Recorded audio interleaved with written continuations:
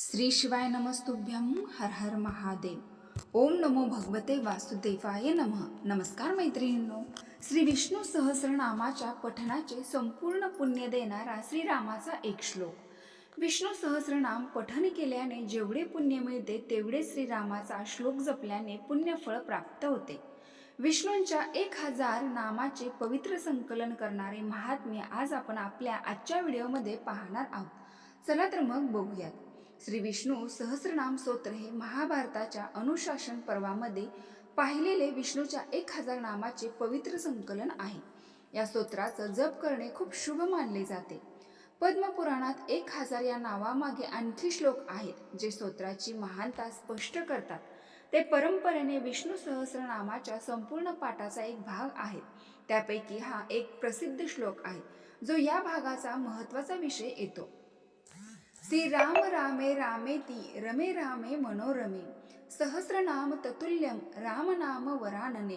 हे सुमुख पार्वती, राम राम राम अशा प्रकारे मी रामनामातच रममान होतो.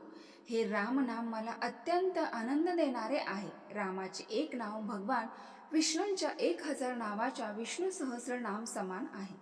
अत्यंत महत्त्वाचा मानला जाणारा हा श्लोक संपूर्ण सहस्रनामाच्या पठनादरम्यान 3 वेळा म्हटला जातो. आपल्यापैकी बहुतेक जणांचा असाच विश्वास आहे की हा श्लोक शुभ असल्यामुळे 3 वेळा म्हटला जातो. परंतु वास्तविक पाहता या श्लोकाच्या अर्थामध्ये एक शक्तिशाली संदेश दडलेला आहे. या भागात आपण श्लोकाचा अर्थ पाहणार आहोत. या श्लोकाचा अर्थ समजून घेण्यासाठी आपल्याला याच्या आधीच्या श्लोकाचा संदर्भ घ्यावा लागेल. पार्वत्युच्वाच केनोपायेन लघुतम विष्णोर्पाण सहस्रकम पठयेत पंडिते नित्य श्रोतीमिच्छासहम. माता पार्वती विचारतात, हे प्रभू, विष्णू सहस्रनामाचा दररोज पाठ करणे सामान्य लोकांसाठी कठीण असू शकते. पंडित किंवा ज्ञानी लोक ज्या सोप्या पद्धतीने या 1000 नामाचे फळ मिळवतात तो सुलभ मार्ग मला ऐकण्याची इच्छा आहे. तेव्हा पार्वती देवी भगवान शिवाला विचारतात, पंडित दररोज म्हणत असलेल्या विष्णूंच्या 1000 नावांचा उच्चार करण्याची सोपी पद्धत कृपया सांगा. आपल्या उत्तरात भगवान शिव पंडित म्हणजे विद्वान लोक नेमके काय करतात हे स्पष्ट करत नाहीत. त्याऐवजी ते स्वतः काय करतात हे सांगून उत्तर देतात. भगवान शिव यांना सर्वोच्च गुरु श्री दक्षिणामूर्ती मानले जाते. त्यांनीच या सर्व साधकांना ज्ञानाचा मार्ग शिकवला आणि म्हणूनच या प्रश्नाचे योग्य उत्तर तेच देऊ शकतात. तेव्हा ते म्हणतात की मी करतो, तेव्हा त्याचा अर्थ असा असतो की सर्व ज्ञानी व्यक्ती हेच करतात. ज्ञानी पुरुषांना पंडित म्हटले जाते, ज्यांनी स्वतःच्या सत्याचा शोध घेऊन ते प्राप्त केले आहे. आता आपण भगवान शिव यांचे उत्तर पाहूया. भगवान शिव म्हणाले, श्री राम रामे रामेती रमे रामे मनोरमे सहस्रनाम ततुल्य राम नाम वरानने. उत्तरखंड पद्मपुराण. श्री राम राम इति श्री राम राम राम याप्रमाणे राम नाम म्हणत रमे रामे मी रामामध्ये आनंदित आहे. मनोरमे हे मनोरमा मला प्रसन्न करणारी पार्वती देवीचा संदर्भ. सहस्रनाम ततुल्यम रामनाम. राम हे नाव विष्णूंच्या 1000 नावासारखे समान आहे.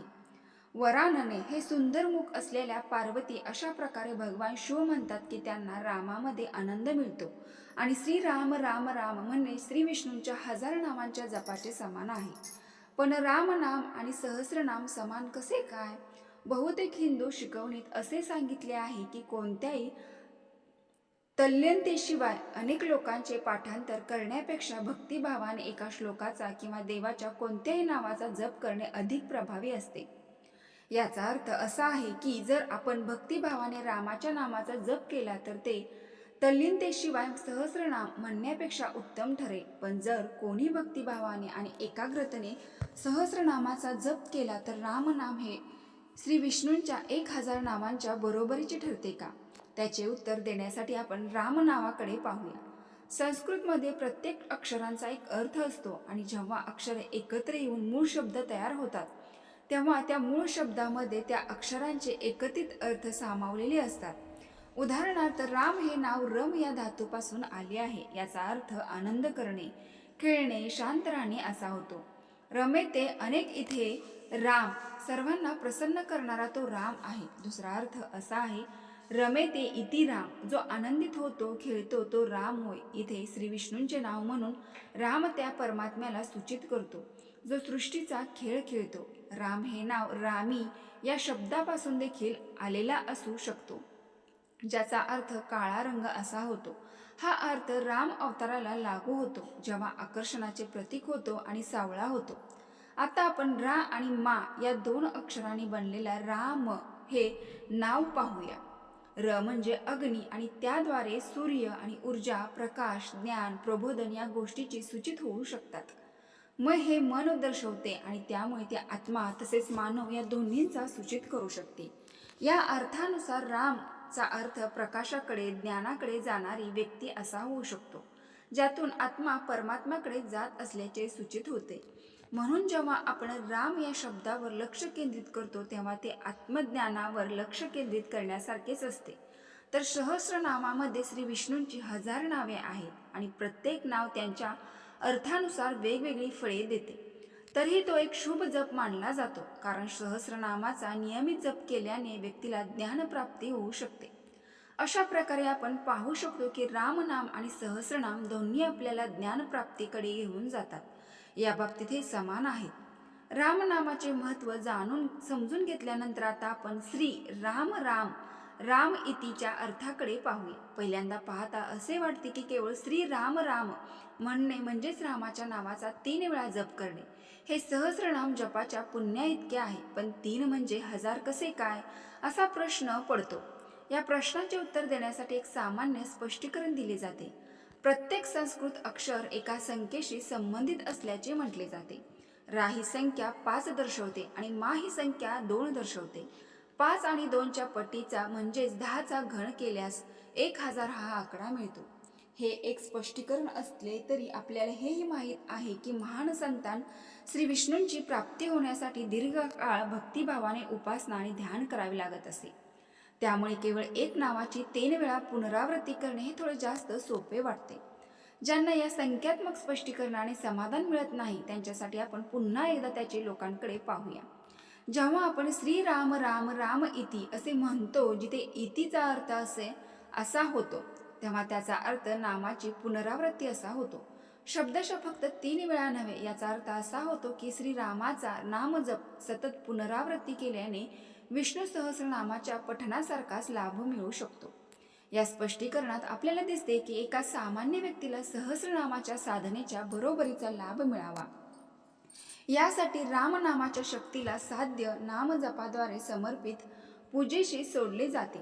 ज्यांना अधिक जाणून घ्यायचे आहे त्यांच्यासाठी आपण पंडित या शब्दाकडे पाहूया. याचा अर्थ जो विद्वान आहे, वेदामध्ये पारंगत आहे, तसेच याचा अर्थ ज्ञान असाही होतो. शंकराचार्याच्या भगवद्गीतेच्या भाषेमध्ये त्यांनी पंडितांची व्याख्या अशी केली आहे: पंडा आत्मविश्वासाचा, बुद्धीचा, येता हे ते ही पंडिता. ज्यांच्याकडे पंडा असते म्हणजे ज्यांची बुद्धी नेहमी आत्मतत्वाशी जोडलेली असते ते पंडित असतात. गीतेमध्ये भगवान श्रीकृष्ण पंडितांची व्याख्या पुढील प्रमाणे करतात: विद्या विनय संपन्ने ब्राह्मणे गवी हस्तिनी शनीचैव शवपाके पंडितच समदर्शिन. अर्थात विद्या आणि विनयाने संपन्न असलेल्या ब्राह्मणामध्ये, गायीत, हत्तीमध्ये, कुत्र्यामध्ये आणि कुत्र्यांचे मांस खाणाऱ्या व्यक्तीतही जो समान दृष्टी ठेवतो तोच खरा पंडित होय. याचा अर्थ असा की तो उच्च नीच असा भेद करत नाही, तर सर्व जीवामध्ये परमब्रह्माचेच प्रतिबिंब पाहतो. ही समदृष्टी त्याच्यामध्येच प्रकट होते, ज्याने अंतर्मुख होऊन आत्म्याशी तादतम्य साधले आहे. अशी आत्मसाक्षात्कारी व्यक्तीच खऱ्या अर्थाने पंडित असते. म्हणूनच आपण हे समजून घेतले पाहिजे की पार्वती देवी विचारतात की जे सहस्रनाम म्हणू शकत नाही त्यांच्यासाठी एक सोपा साधा मार्ग ज्ञानी व्यक्ती काय सुचवेल. शिवजी स्वतः परमयोगी आहेत, त्यांनी आपल्या ज्ञानाचा मार्ग दाखवला आहे. म्हणूनच परम पंडित म्हणून ते म्हणतात, मी रामनामाचा जप करतो आणि त्यातच आनंद मानतो. पुढे पद्मपुराणाच्या खंडात शिवजी पार्वती देवीला सांगतात, जपता सर्व मंत्राश्य सर्व वेदास्य पार्वती तस्मात कोटी गुणपुण्य रमानमे लभते.